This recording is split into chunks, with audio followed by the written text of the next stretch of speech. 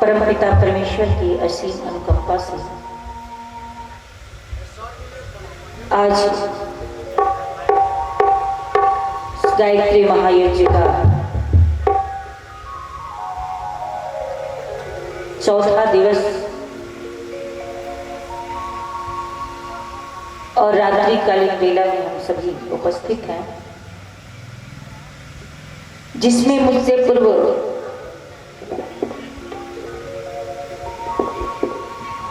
हमारे अनुज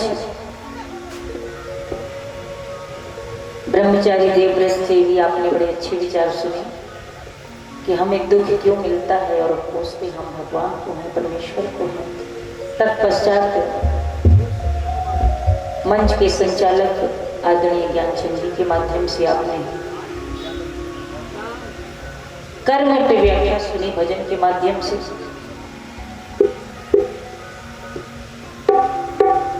आइए हम सब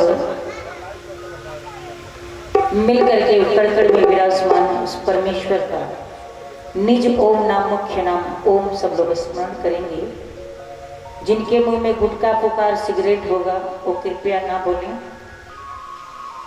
बाकी जिनको परमेश्वर ने सुंदर बाड़ी अच्छे कार्य के लिए, प्रभु की भक्ति के लिए, अच्छे बोल के लिए दिया है, वो सभी मेरे साथ मिल करके बोलेंगे। गहरा लंबा श्वास लेते हुए ओम का उच्चारण करेंगे।